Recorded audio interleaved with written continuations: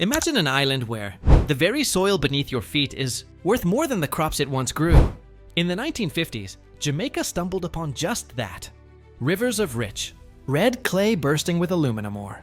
A mineral the world was absolutely ravenous for, needed for everything from jets and skyscrapers to the soda cans we all toss away. Within a single decade, this small island nation vaulted into the global big leagues, supplying 1 in every 10 tons of bauxite traded on Earth.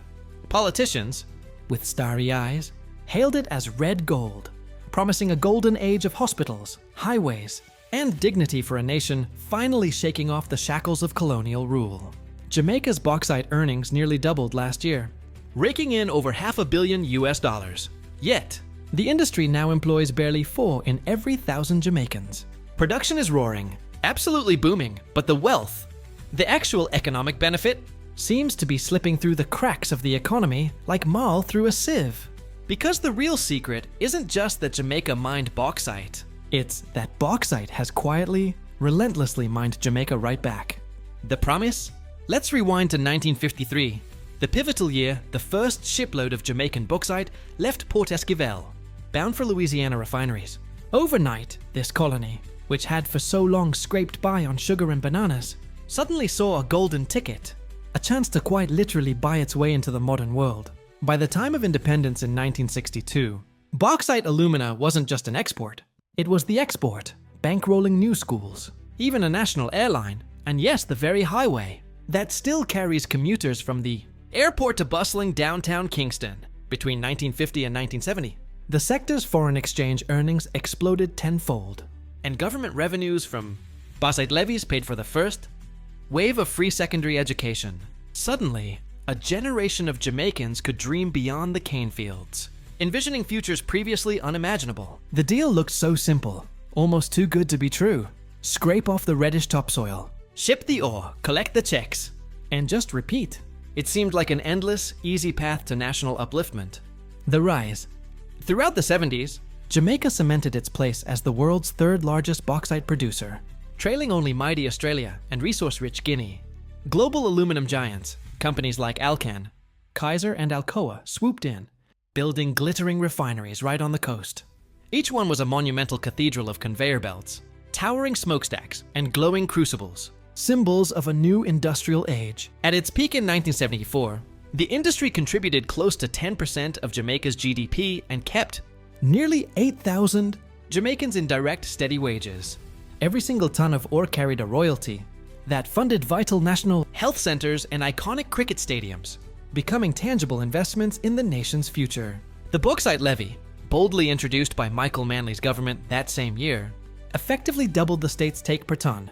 This move, though it certainly angered Washington, directly funded literacy, campaigns that astonishingly slashed adult illiteracy by half within a decade. For many Jamaicans, those growing pits weren't seen as scars.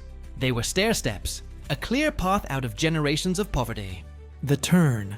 But as we now know, that booming prosperity carried a hidden, insidious price tag. Open cast mining, by its very nature, strips away an average of 5 meters of soil. That's entire ecosystems before most people have even had lunch. By 1990, a staggering 60,000 acres of once fertile rural land had been gouged out, leaving behind a stark, barren landscape. And then there's the waste. More than 200 million tons of toxic red mud, a caustic byproduct laced with dangerous chemicals. Like caustic soda and heavy metals, sat in unlined ponds, some as vast as airports. These weren't just unsightly, they were ticking environmental time bombs. Farmers near the Kirkvine refinery watched, helpless, as their yam vines shriveled under a fine, ruddy dust that coated leaves like powdered rust, suffocating the very life out of their crops.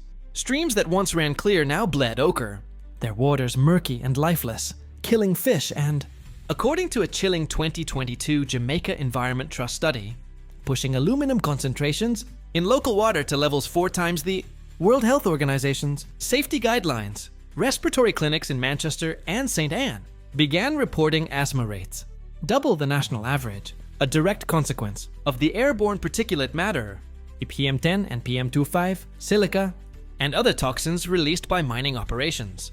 The red gold was, unmistakably, starting to look a lot like red debt, a burden borne by the land and its people.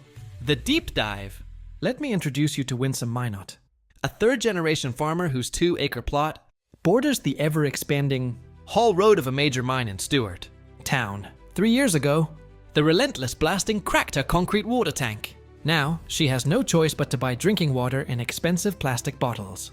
The dust don't just settle on the roof, she tells me. Her voice raspy. It settles in your chest. Her story, sadly, is far from unique. In 20 nearby communities, residents describe sleepless nights, windows sealed shut with duct tape, and classrooms forced to close when the wind carries tailings. A fine, gritty residue through the air. These communities also grapple with skin ailments and chronic sinus infections, constant reminders of the air they breathe. Meanwhile, the Bauxite Community Development Program, funded by what many see as a mere sliver of company profits, has indeed built some welcome health, clinics and sports fields. However, its entire annual budget equals roughly just 1 week of the industry's export earnings. Critics don't mince words, calling it hush money to buy silence. Officials, of course, prefer the term partnership. Either way, the ledger, the true cost and benefit, still tips overwhelmingly away from those who breathe the dust, those whose lives are directly impacted by the mines. There are ongoing human rights concerns, with reports of inadequate compensation for land, loss, and the disproportionate impact of environmental injustices on the poor. The broader context. So, why does the digging continue relentlessly despite these mounting costs? Part of the answer lies squarely in global supply chains. Aluminum smelting demands cheap, stable ore, and Jamaica, crucially, sits less than 5 shipping days from the US Gulf Coast. On top of that, the companies enjoy incredibly favorable 99-year land leases, first signed under colonial rule, locking in royalties that, even today, are among the lowest in the world relative to the ore's actual value. Successive Jamaican governments, perpetually facing crushing national debt and sluggish economic growth, understandably hesitate to squeeze this golden goose harder, fearing a flight of vital foreign investment. Adding another layer to this complex pressure cooker, Chinese state investors now hold significant stakes in local refineries, bringing fresh capital but also introducing new, often opaque, geopolitical calculations.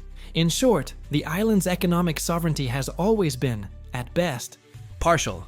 First under the thumb of British planters, then under powerful North American miners, and now under a complex, shifting mosaic of transnational shareholders. This enclave sector operates largely disconnected from the wider Jamaican economy, with much of its equipment, chemicals, and expertise imported, limiting local linkages and true economic diversification. The crossroads. Yet, resistance, vibrant and determined, is no longer whispered in hushed tones. Farmers, deeply spiritual Rastafarian brethren from the Cockpit Country, and passionate young climate activists have banded together.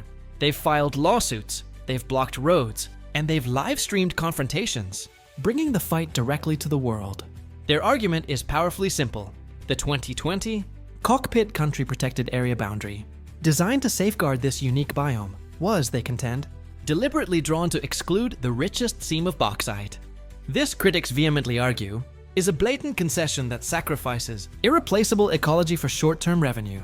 The government, for its part, counters by claiming that new technologies like dry stack, tailings, and improved rehabilitation methods can have the dust and miraculously restore mined out pits to thriving forest within just 5 years.